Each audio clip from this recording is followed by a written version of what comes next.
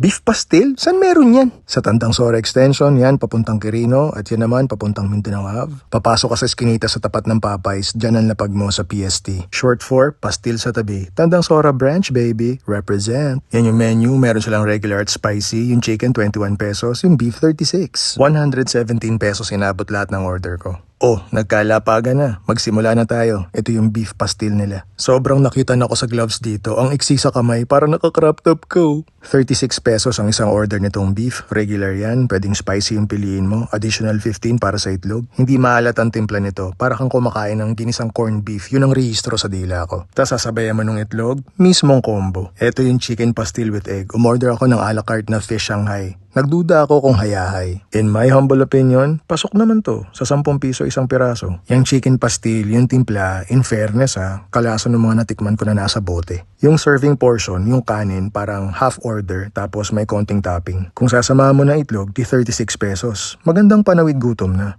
May malamig na tubig ka pa. Basta 5 piso kada refill mo ng tumbler mo. Pag pecha de peligro, magandang solusyon to. Niyarap!